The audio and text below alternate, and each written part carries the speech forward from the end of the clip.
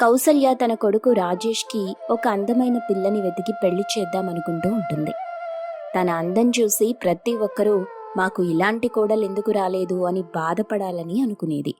అటువంటి అందమైన పిల్ల కోసం చాలా ఊళ్ళలో వెతుకుతూ ఉండేది.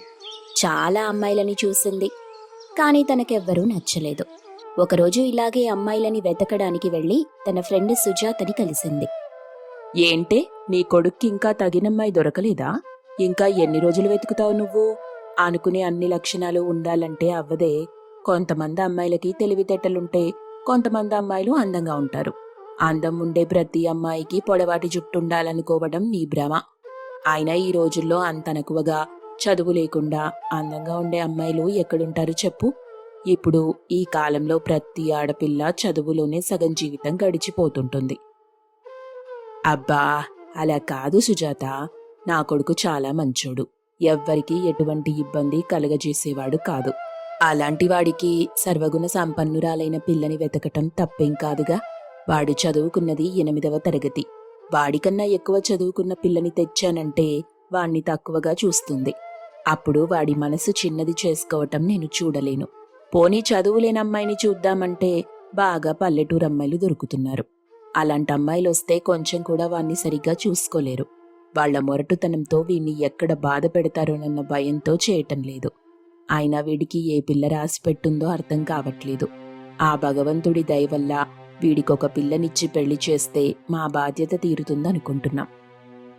పోనీ అన్నయ్య గారికి చెప్పలేకపోయారు? ఆయన వాళ్ల దూరపు బంధువులెవరైనా ఇంట్లో ఆడపిల్లలుంటే మీకెటువంటి సమాచారమైనా ఇస్తారుగా. మంచి వాళ్లకే చెప్పమన్నావు. ఇంట్లో కూర్చొని నా మీద లేనిపోని మాటలనడం తప్ప ఇంకేం చేస్తారాయన? నీకు కోడలొస్తుందనుకుంటున్నావా? నువ్వు పెట్టే ఆంక్షల్ని కోడలి కన్నా ఒక మంచి దూడను తెచ్చుకొని నీ కొడుక్కి కట్టబెట్టమని చెప్తున్నారాయన. అన్నయ్య గారు సరదా మనిషి అని నీకు తెలీదా ఏంటి? మీ అన్న మీద ఈగ వాలితే నీ మీద దుడ్డు పడిపోద్దని నాకు తెలుసు. అయినా సరే, నేనిక బయలుదేరతాను.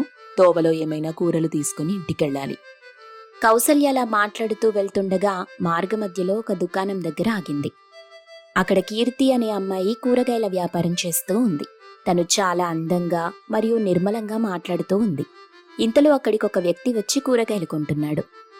అమ్మా, నాకు తొందరగా 2 కేజీల ఉల్లిపాయలు, 2 కేజీల బంగాళాదుంపలు, వెల్లుల్లి, పచ్చిమిర్చి, క్యాబేజీ పువ్వులు, క్యారెట్, బీన్స్ అన్నీ తొందరగా ఈ సంచిలో పెట్టివమ్మా. అర్జెంటుగా షాప్కెళ్ళాలి. అలాగేనండి, 2 నిమిషాల్లో మీరు చెప్పినవన్నీ తూచిచ్చేస్తాను. ఏంటి బాబాయ్ గారు, ఈ మధ్య రావటమే మానేశారు? చాలా రోజులైంది మీరొచ్చి. ఎప్పుడూ 4 రోజులకు ఒకసారి వచ్చి అన్నీ తీసుకెళ్లేవారు. ఈసారి ఏంటండి 15 రోజుల పాటు షాప్ వైపే రాలేదు?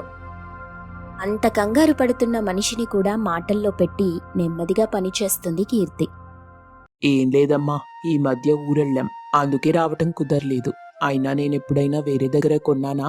మీ నాన్నగారు ఎప్పటి నుండో నాకు తెలుసు. అందుకే ఎప్పుడైనా మీ షాప్కే వస్తూ ఉంటాను. సర్లే బాబాయ్ గారు, ఇదిగోండి, నేనన్నీ రెడీ చేసి పెట్టాను, తీసుకోండి. మొత్తం 800 అయింది. అమ్మా, ఎంతో కొంత తగ్గించు. ఇదే మీ నాన్నగారైతే నాకు తగ్గించే ఇస్తారు. ఎప్పుడు ఇంత రేట్ అయితే చెప్పరు. అదేంటి బాబాయ్ గారు అలా అంటారు? ఇదే నాన్నగారైతే 850 కన్నా రూపాయి తక్కువ చెప్పరు. నేను మిమ్మల్ని మా బాబాయ్ అనుకుని 1000 రూపాయలకి ఇవ్వాల్సిన కూరగాయలు 800కే ఇస్తున్నానండి. దీనికన్నా తక్కువకిస్తే మాకొచ్చిన ధర కూడా రాదండి. మేమే ధరకైతే తెచ్చుకున్నామో ఆ ధరకే మీకిస్తున్నాను. అయినా నీతో మేమెవ్వరమూ గెలవలేంలే. సరే, ఉంటా. ఈ డబ్బు తీసుకో అని చెప్పి ఆ వ్యక్తి డబ్బిచ్చేసి కూరగాయలు తీసుకుని వెళ్ళిపోతాడు. అవన్నీ పక్క నుండి కౌసల్య గమనిస్తూ ఉంది. తను చేసే వ్యాపారం పద్ధతి అన్నీ కౌసల్యకి బాగా నచ్చాయి. ఇక కీర్తి కౌసల్యని చూసి, అమ్మా, మీకేం కూరగాయలు కావాలి? కూరగాయల గురించి నేను తర్వాత చెప్తాను గాని ముందు విషయం చెప్పు. నీకు పెళ్ళైందా? మీరందరూ ఈ ఊళ్ళోనే ఉంటారా? లేదండి, నాకింకా పెళ్ళవలేదు. నేను మా నాన్నగారితో కలిసి ఇదే ఊళ్ళో ఉంటున్నాను. నాకు మా అమ్మగారు లేరు. చిన్నప్పటి నుండి మా నాన్నగారే పెంచారు. అయితే మీ నాన్నగారు లోపలున్నారా అమ్మా? ఒక్కసారి పిలుస్తావా? ఆయనతో మాట్లాడాలి. సరేనండి, నేనిప్పుడే పిలుస్తాను అని చెప్పి కీర్తి లోపలికి వెళ్లి వాళ్ల నాన్నగారిని తీసుకొస్తుంది. నమస్కారమండి, నా పేరు కౌసల్య. నేను రఘురాం గారి భార్యని. మీకు 2 వీధుల అవతలుంటున్నాను. నమస్కారమండి. ఓ, రఘురాం గారి భార్యనా? తను నాకు బాగా తెలుసు. చిన్నప్పుడు మేమిద్దరం కలిసి చదువుకున్నాం. తను దూరపు బంధువు కూడా. అయ్యో, మీరు బయట నిలబడి మాట్లాడుతున్నారు, లోపలికి రండి, కూర్చోండి. అని చెప్పి కౌసల్యని లోపలికి తీసుకెళ్లి కూర్చోబెట్టి కష్టసుఖాలు మాట్లాడుకున్నారు. అదే, మా అబ్బాయికి సంబంధాలు చూస్తున్నాం, కానీ నాకెటువంటి పిల్ల నచ్చట్లేదు. మీ అమ్మాయిని చూస్తే నాకు బాగా నచ్చింది. తనేం చదువుకుంది? మా అమ్మాయి 5వ తరగతి వరకు చదువుకుందండి. తన 5వ తరగతిలో ఉండగా నా భార్య చనిపోవడంతో తను చదువు మానేసి ఇంటి దగ్గర నాతో పాటు ఉంటూ ఇంట్లో పనుల్లో నాకు సాయం చేస్తూ అలాగా మా కూరగాయల కొట్టు మీద కూర్చొని అమ్ముతూ ఉంది. మరి చదువుకోవటం అయితే కుదరలేదు. అవునా, చాలా మంచి విషయం. మా అబ్బాయికి మీ అమ్మాయినిచ్చి వివాహం చేస్తారా? మేము మీ అమ్మాయిని మా బిడ్డలా చూసుకుంటాం. మా అబ్బాయి చాలా మంచివాడు. తనదొక చిన్న ఫుడ్ బిజినెస్ ఉంది. ఇప్పటికైతే బాగానే సంపాదిస్తున్నాడు. మరియు మా అబ్బాయి మీ అమ్మాయిని చాలా బాగా చూసుకుంటాడు కూడా. మీ అబ్బాయి గురించి చాలానే విన్నానండి. మంచివాడని కూడా తెలుసు. పైగా రఘురాం గారి కుటుంబం. సరేనండి, ఈ వివాహానికి నేను ఒప్పుకుంటున్నాను అని ఒప్పుకొని దామోదర్ తన కూతుర్ని రాజేష్కిచ్చి వివాహం జరిపిస్తాడు. వివాహం జరిగాక రాజేష్ కీర్తిని బాగా చూసుకునేవాడు. కౌసల్య కూడా తనని ఏ పని చెయ్యనివ్వకుండా అన్ని పనులు తనే చేస్తూ ముద్దుగా చూసుకుంటూ ఉండేది. కీర్తి కూడా అంతే మర్యాదిస్తూ అత్తగారికి సాయం చేస్తూ వీలున్న సమయంలో భర్త దుకాణం దగ్గరికి వెళ్లి సాయం చేస్తుండేది. అలా కొద్ది రోజులు గడిచిన తరువాత రాజేష్ ఎదురుగా ఒక కొత్త ఫుడ్ బిజినెస్ ఓపెన్ చేశారు. అది కొత్తదవడంతో ప్రతి ఒక్కరూ అక్కడికే వెళ్తుండేవారు. అలా రాజేష్ బిజినెస్ అంతా తగ్గిపోయింది. ఈ విషయం ఇంట్లో మాట్లాడుకుంటూ ఉండగా కీర్తి ఒక మంచి సలహా ఇచ్చింది. మీరెప్పుడూ పాతకాలం వాళ్లలాగా ఒకటే ఫుడ్ అమ్ముతూ ఉన్నారు. ఇప్పుడుండే పిల్లలకి కొత్త రుచులు కావాలి, కొత్త వంటలు తినడానికి ఇష్టపడతారు. అందుకే మంచూరియన్, ఫ్రైడ్ రైస్ లాంటివి అమ్మితే బాగుంటుంది. అవునరా, కీర్తి చెప్పేది కూడా నిజమే. అది విను. తనకిప్పుడు పిల్లలు ఎలా ఉంటారో, వాళ్ళకి ఎటువంటి పదార్థాలు నచ్చుతాయో తెలుస్తుంది. తనేం చెప్తుందో అలా చేస్తూ వెళ్ళు. అలాగేనమ్మా. ఏవండి, మనం చిన్న చిన్న మార్పులతో బిజినెస్ ని బాగా డెవలప్ చేయొచ్చు. మన హోటల్లో కూర్చునే టేబుల్స్ దగ్గర ఒక మంచి పెయింటింగ్ లాంటివి వేయించండి. ఇంకా 2 ఏసీలు పెట్టించి అద్దాలతో మొత్తం హోటల్ని క్లోజ్ చేయండి. ఇంకొక విషయం ఏంటంటే, ఇప్పుడు పిల్లలు మంచూరియా అని, ఫ్రైడ్ రైస్ అని అలాంటివే తింటున్నారు. మనం మంచూరియన్, ఫ్రైడ్ రైస్ అని చెప్పి పెడదాం. అప్పుడు మన బిజినెస్ బాగుంటుంది. మరియు హోమ్ డెలివరీ కూడా చేద్దాం. బాగానే ఉంది, కానీ మనం ఆ కవర్లలో వేసిస్తే దాని టేస్ట్ పాడైపోతుందేమో. మనం కవర్లకి బదులు ఇంకేదైనా చేస్తే జనాల కళ్ళకి ఆకర్షణగా తగిలి ఇంకా కొనడానికి వస్తారనుకుంటున్నాను. అయితే నా దగ్గర ఒక మంచి ఉపాయం ఉందండి. మనం క్యాబేజీ ఎలా పడితే అలా కట్ చేసి తీసేస్తున్నాం కదా, ఈసారి అలా కాకుండా మధ్యలో ఉందంతా నీట్గా తీసేసి గోబీ మంచూరియా, ఫ్రైడ్ రైస్ అని చెప్పి అమ్ముదాం. అప్పుడు క్యాబేజీ బుట్టతో పాటు ఫ్రైడ్ రైస్ని ఇస్తే జనాలకి కొత్తగా ఆకర్షణీయంగా అనిపిస్తుందేమో కదా. నువ్వు చెప్పిన ఐడియా చాలా బాగుంది. సరే, అయితే ఈ క్యాబేజీ మంచూరియన్, ఫ్రైడ్ రైస్ని అమ్ముదాం. రాజేష్ తన హోటల్లో చిన్న చిన్న మార్పులు చేసి అమ్మడంతో బిజినెస్ బాగా అవటం మొదలవుతుంది. అలా కీర్తి ఇస్తున్న సలహాలు రాజేష్ పాటిస్తూ తన వ్యాపారం 3 పువ్వులు 6 కాయలుగా కొనసాగిస్తాడు. ఎదురెదురు ఇంట్లో ఒక 2 ఫ్రెండ్స్ ఉంటారు. ఇద్దరూ చాలా అన్యోన్యంగా, చాలా సరదాగా కలిసిమెలిసి ఉంటూ ఉంటారు. సుజాత డబ్బున్నావిడ, పెద్ద మేడ ఇంట్లో ఉంటూ ఉంటుంది. ఇంకొక ఆవిడ రాజ్యం, కానీ పేదింటి ఆవిడ. కానీ ఇద్దరి మధ్య డబ్బు గర్వం ఏదీ ఉండేది కాదు. ఎవరు ఏం వండుకున్నా పంచుకునేవారు. అంత డబ్బున్నా కూడా సుజాతకి ఎటువంటి గర్వమూ లేకుండా రాజ్యం ఇంట్లో చక్కగా సరదాగా కూర్చుని మాట్లాడుకుంటూ వాళ్ళింట్లో తింటూ, వీలైతే అక్కడే ఒక్కొక్కసారి నిద్రపోతూ కూడా ఉండేది. ఇద్దరికీ ఒక్కొక్క కొడుకు ఉన్నారు. ఇద్దరూ కూడా కోడళ్ళని వెతుక్కుంటూ ఉంటారు. ఇద్దరూ తమ పక్క ఊళ్ళో ఉన్న 2 అమ్మాయిల్ని చూసి తమ కొడుకులకిచ్చి వివాహం జరిపిస్తారు. డబ్బున్న ఇంటి కోడలు చాలా గర్వంతో ఎవ్వర్నీ లెక్క చేయకుండా ఉండేది. కానీ పేదింటి కోడలు మాత్రం అందరితో కలిసిమెలిసి సరదాగా మాట్లాడుతూ తన పని తను చేసుకుంటూ ఉండేది. ఒకరోజు రాజ్యం వంట చేసుకుని కూర పట్టుకుని సుజాత ఇంటికి వెళ్తుంది. రా రాజ్యం, కూర్చో. ఏంటి ఈరోజు ఏం వండావు? స్పెషల్గా నా కోసం పట్టుకొచ్చినట్టున్నావు. నేను ఊరెళ్ళొచ్చాక నువ్వసలు నన్ను కలవనే లేదు. నీ చేతి వంట ఎంత గుర్తొచ్చిందో తెలుసా? అందుకే నీకిష్టమైన పనస పొట్టు కూర పట్టుకొచ్చాను. నాకు తెలుసు నీకీ కూర అంటే చాలా ఇష్టమని. పొద్దున్నే మార్కెట్ నుండి నీకోసం తెప్పించాను. అయితేరా ఇద్దరం కలిసి భోజనం చేద్దాం. చాలా రోజులైంది మనిద్దరం కలిసి భోంచేసి. అలా మాట్లాడుకుంటూ భోజనం చేద్దాం. నీ కోడల్ని కూడా తీసుకుని రావాల్సింది కదా, తనొక్కతే ఇంట్లో ఏం చేస్తుంది? కోడలు మేడపైన వడియాలు పెడుతుంది. ఎండకపోతే మళ్ళీ ఇబ్బంది అయిపోతుంది కదా, అందుకే నేను తర్వాత భోంచేస్తాను, నువ్వు ముందు తిను. ఇలా మాట్లాడుకుంటూ ఉండగా సుజాత కోడలైన మేఘ అక్కడికొస్తుంది. రామేగా, కరెక్ట్ టైంకొచ్చావు. మా ఇద్దరికి భోజనం వడ్డించు. మన కోసం రాజ్యం ఈరోజు పనస పొట్టు కూర పట్టుకొచ్చింది. నువ్వు కూడా మాతో పాటు కూర్చొని భోజనం చెయ్యి.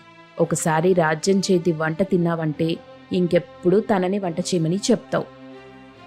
ఓ, ఈవిడ అంత మంచి కుక్క. అలాంటప్పుడు మన ఇంట్లో వంట మనిషి కింద పెట్టుకోవాల్సింది కదా. ఇలాంటి వాళ్ళందరినీ మీరు బాగా నెత్తినెక్కించుకుంటారు.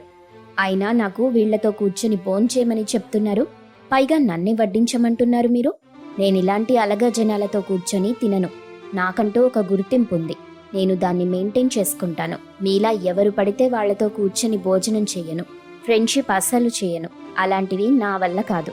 బయట వాళ్ళని బాగా తల మీద పెట్టుకోవటం మీకు అలవాటైపోయింది, కానీ అలవాటు నాకు చేయకండి. మేఘ అన్న మాటలకు సుజాతకి చాలా కోపం వస్తుంది. ఏంటి, ఏం మాట్లాడుతున్నావు? పెద్దవాళ్లతో ఎలా మాట్లాడాలో తెలీదా నీకు? మీ అమ్మ నాన్న నేర్పించలేదా? అయినా నువ్వేదో చిన్నప్పటి నుండి పెద్ద డబ్బింటి కుటుంబం నుండి వచ్చినట్టు మాట్లాడుతున్నావేంటి? నువ్వు కూడా ఒక మధ్యతరగతి అమ్మాయివని మర్చిపోతున్నట్టున్నావు.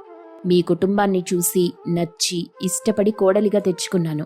కానీ నువ్విలాంటి తలతిక్క సమాధానం చెప్తావంటే నిన్ను నా ఇంటి కోడలిగా తీసుకొచ్చుకునేదాన్నే కాదు. సుజాత అన్న మాటలకు మేఘ అక్కడి నుండి తన గదిలోకి వెళ్ళిపోతుంది. రాజ్యం, నా కోడలి తరపున నేను క్షమాపణ చెప్తున్నాను. తను చిన్నపిల్ల, ఏదో తెలియక మాట్లాడింది, ఏమనుకోకు. అలా ఏం లేదులే, నేనెందుకనుకుంటాను. సరే, కోడలు మేడ మీద వడియాలు పెట్టి ఎండలో కిందకొస్తుంది. నేనెళ్ళి ఇంట్లో ఉంటే తనకి కొంచెం సాయంగా ఉంటుంది. పాపం, ఒక్కతే పొద్దున నుండి చాలా పనులు చేస్తుంది అని చెప్పి రాజ్యం అక్కడి నుండి వెళ్ళిపోతుంది. కాని మేఘ అన్న మాటలకు మనసులో మాత్రం చాలా బాధపడుతుంది. ఏంటత్తయ్యా అంత దిగులుగా కూర్చున్నారు? ఏం జరిగింది? ఇప్పటి వరకు బాగానే ఉన్నారు కదా, ఎదురింటికెళ్ళొచ్చి హఠాత్తుగా ఇంత బాధపడుతున్నారేంటి? ఏం లేదమ్మా, మీ ఊరమ్మాయి మేఘ ఉంది కదా, తను మనం పేదవాళ్లమని నానా మాటలంది. అవి విన్న తరువాత చాలా బాధనిపించింది. తను మీ ఊరి పిల్లే కదా, మనతో కూడా కలిసిపోతుందనుకున్నాను. కాని తను డబ్బున్న ఇంటి కోడలని అర్థమైంది. అవునా? అది అన్ని మాటలందా? నేనిప్పుడే వెళ్ళి దానికి బుద్ధి చెప్తాను. అయినా పెద్దవాళ్ళని అలా అనడానికి బుద్ధి జ్ఞానం కూడా లేదా దానికి? నోటికేదొస్తే అది మాట్లాడుతుందా? దాని మాటలు ఎలాగూ ఉంటూనే ఉంటాయిలే గాని, వర్షం వచ్చేలా ఉంది. మేడ మీద పెట్టిన వడియాలు మాత్రం కిందకు తీసుకొచ్చి. అసలు ఇలా మబ్బు వేసినా కూడా మీ మావయ్య గారు ఇంటికి రాలేదు. ఎక్కడ బాతాకాని కొడుతూ ఉండిపోయారో. మీరెంత చెప్పినా నేను విననండి. ఇప్పుడే వెళ్ళి మేఘాని ప్రశ్నిస్తాను, అసలు అది ఎలా అంటుందలా అని చెప్పి రోజా వెళ్ళి మేఘాతో గొడవ పడుతుంది. అసలు నువ్వు నీ గురించి ఏమనుకుంటున్నావు? మనిద్దరం ఒక్కూరి వాళ్ళమే అని తెలీదా? పెద్దవాళ్ళకి మర్యాద ఎలా ఇవ్వాలో కూడా నీకు తెలీదా? కనీసం చదువుకున్నావుగా, ఆ మాత్రం జ్ఞానం ఉంటుందనుకున్నాను నేను. కాని నువ్వు నేనెవరో తెలియనట్టు ప్రవర్తిస్తున్నావు. పోనీలే, డబ్బున్న ఇంటి కోడలయ్యావనుకొని నేను వదిలేశాను. కానీ నీకు పెద్దవాళ్ళకి మర్యాద ఇవ్వడం కూడా తెలీదంటే నాకు చాలా బాధేస్తుంది. ఇదేనా మన టీచర్స్ మనకు నేర్పించిన జ్ఞానం? బయట ఎక్కడో నిలబడి నాతో మాట్లాడాల్సిన దానివి ఈరోజు నా ఇంట్లోకొచ్చి నాతోనే వాదిస్తున్నావు. అసలు నీ గురించి నువ్వేమనుకుంటున్నావు? ఇప్పుడే నిన్ను మెడ పట్టుకుని బయటికి గెంటేయగలను. ఏదో ఒక్కూరి వాళ్ళం కాబట్టి ఆగాను. మర్యాదగా ఇక్కడి నుండి వెళ్ళిపో. అలా మేఘ అనడంతో రోజాకి ఏం మాట్లాడాలో అర్థం కాక కోపంతో అక్కడి నుండి వెళ్ళిపోతుంది. మరుసటి రోజు మేఘ ఇల్లు మొత్తం మరమ్మత్తు చేయించి ఇంట్లోకి ఒక్క దోమ కూడా రాకుండా ఇల్లు మొత్తం కవర్ చేయిస్తుంది.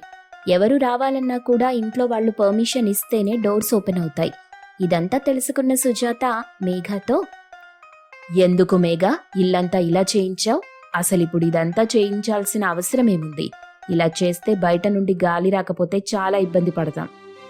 ఇల్లుని ఇలా సురక్షితంగా ఉంచకపోతే ఎవరు పడితే వాళ్ళ ఇంట్లోకి వస్తున్నారు. అలాంటప్పుడు మనం కొంచెం జాగ్రత్తగా ఉండటం మంచిది. గాలంటారా, 4 ఏసీలు పెడితే ఆటోమేటిక్గా గాలి చల్లదనం రెండూ వస్తాయి. సుజాత ఇంకేం అనలేక ఊరుకుంది. ఇంతలో వర్షం మొదలవుతుంది. అలా కొద్దిసేపట్లో భారీ వర్షం మొదలైంది. ఎంత వర్షం పడిందంటే పక్కనున్న వాగు పొంగి వరదలా మారి ఇంట్లోకి నీళ్లొచ్చేశాయి. వాగు పొంగటం వల్ల ఊరి సర్పంచ్ ఊళ్ళో ఉన్న ప్రజలందరినీ ఒక సురక్షితమైన ప్లేస్లో ఉంచుతారు. కానీ మేఘ కుటుంబం మాత్రం తమ మేడ మీదికి వెళ్ళిపోతారు. కొద్దిసేపటికి ఊళ్ళో నీరు మొత్తం తగ్గిపోతుంది. కానీ మేఘ వాళ్ళింట్లో నుండి మాత్రం ఒక్క చుక్క నీరు కూడా బయటికి వెళ్ళదు. వాళ్ళెంత ప్రయత్నించినా ఇల్లు మొత్తం నీళ్లతో నిండిపోయి ఉంటుంది. బయటకి పంపిద్దామంటే ఎక్కడా ప్లేస్ లేక ఇబ్బంది పడదు. ఆ సమయంలో మేడ మీద నుండి సుజాత రాజ్యాన్ని పిలుస్తుంది. రాజ్యం, మా ఇంట్లో నీళ్లు బయటికి వెళ్ళట్లేదు. ఇల్లు మొత్తం నీళ్లతో నిండిపోయింది. ఏం చెయ్యాలో అర్థం కావట్లేదు. నీ కొడుక్కి చెప్పి ఏదైనా సాయం చేయమని చెప్పవా? మేము పైనుండి కిందకి దిగడానికి వీలు లేకుండా అయిపోయింది. ఏదో ఒకటి చేసి ఆ తలుపు విరగ్గొడితే నీళ్లు ఇంట్లో నుండి బయటికి వెళ్ళిపోతాయి. అయ్యో అవునా, ఇప్పుడే నా కొడుక్కి చెప్పి తలుపు విరగ్గొట్టిస్తాను. మీరు జాగ్రత్తగా పైనే ఉండండి. ఇంతకీ మీరేమైనా తిన్నారా లేదా? ఏమైనా చేసివనా? లేదు, తినలేదు. ఆకలితోనే ఉన్నాం. నీకు తెలుసు కదా మీ అన్నయ్య గారికి షుగర్ అని. తనైతే ఆకలికి తట్టుకోలేక కళ్ళు తిరుగుతున్నాయి అంటున్నారు. ఏమైనా చేసి తొందరగా పంపిస్తే. సుజాత అలా అనడంతో తొందరగా వంట చేసి మేడ మీదకి తాడు కట్టి ఆ భోజనాన్ని పంపిస్తుంది. ఇంతలో రాజ్యం కొడుకు రమేష్ వచ్చి తలుపు విరగ్గొట్టిస్తాడు. వెంటనే ఇంట్లో నీళ్లన్నీ బయటికి వెళ్ళిపోతాయి. రోజా మరియు రాజ్యం వెళ్లి సుజాతకి సాయం చేస్తారు. ముగ్గురు కలిసి ఇల్లంతా క్లీన్ చేసి ఎక్కడ సామాన్లక్కడ సర్దేసొస్తారు. చూసావా మేఘ, నువ్వెవర్నైతే నానా మాటలని బయటికి పంపించేశావో వాళ్లే వచ్చి మనకెంత సాయం చేశారో. ప్రతిదీ డబ్బుతోనే చూడకూడదు. కొన్ని అభిమానాలుంటాయి. వాటికి కూడా మనం మర్యాద ఇచ్చుకుంటూ వెళ్ళాలి. మనం ఆకలితో కొట్టుమిట్టాడుతుంటే వాళ్లే వచ్చి మనకి సాయపడ్డారు. ఈ సంగతి మర్చిపోకు. నువ్వెన్ని మాటలన్నా కూడా మనకి ఎంత సాయం చేశారో చూడు. అందుకే మనుషులని చులకనగా చూడకూడదు. కలిసి చదువుకున్నారన్న విషయం కూడా మర్చిపోయి ప్రవర్తించావు నువ్వు. అవునత్తయ్యా, నేను చాలా తప్పు చేశాను. వాళ్ళు సాయం చెయ్యకపోతే మావయ్య గారికి ఏమవుతుందో ఏమో తలుచుకుంటేనే భయం వేస్తుంది. నేను వాళ్లతో చాలా తప్పుగా ప్రవర్తించాను. అయినా కూడా మనకి ఇంత సాయం చేశారు. నేనిప్పుడే వెళ్ళి నన్ను క్షమించమని అడుగుతాను. వెంటనే మేఘ వెళ్ళి రాజ్యాన్ని మరియు రోజాని క్షమించమని అడిగింది. రాజ్యం తనని క్షమించి తర్వాత అందరూ కలిసిమెలిసి సంతోషంగా ఉండేవాళ్లు.